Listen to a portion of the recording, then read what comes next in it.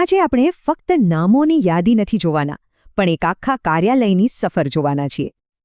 1947થી એક જ ઓફિસે દુનિયાની સૌથી મોટી લોકશાહીને દાયકાઓ સુધી દોરી છે. પણ આ લાંબા ઇતિહાસને 18 અલગ અલગ નેતાઓએ ઘડ્યો છે, દરેક નેતા એક નવા યુગની વાર્તા. તો ચાલો શરૂઆત કરીએ. આ કહાની શરૂ થાય છે એકદમ સ્થિરતાના એક યુગથી. લગભગ 2 દાયકા સુધી આ ઓફિસમાં બહુ ઓછા નેતાઓ આવ્યા અને એમણે જ આનો પાયો નાખ્યો. નહેરુના કાર્યકાળે જ પીએમ ઓફિસનું શરૂઆતનું સ્વરૂપ અને દિશા નક્કી કર્યા હતા. હવે આગળ જોઈએ. આ પછી આવ્યો રાજકીય ઉથલપાથલનો એક મોટો સમયગાળો. ઇન્દિરા ગાંધીના પહેલા કાર્યકાળ પછી આ ઓફિસે ખૂબ જ ઝડપી ફેરફારો જોયા. આ આંકડા આખો ફેરફાર બતાવે છે.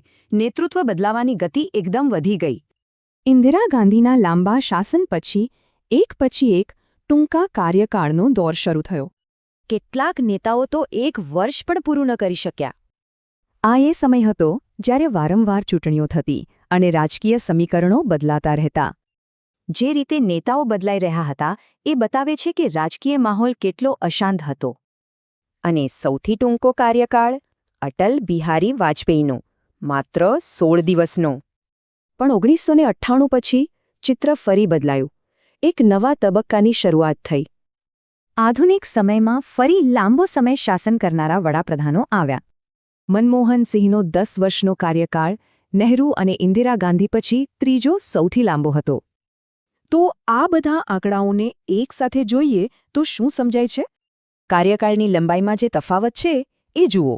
એક તરફ હજારો દિવસ, બીજી તરફ ફક્ત 16. આમાંથી અમુક ખાસ પેટર્ન સામે આવે છે, જેમ કે અમુક નેતાઓનું પાછા આવવું કે પછી પરિવારવાદ. એટલે આ વાર્તા ફક્ત નેતાઓની નથી, પણ ખુદ આ પદની મજબૂતીની પણ છે.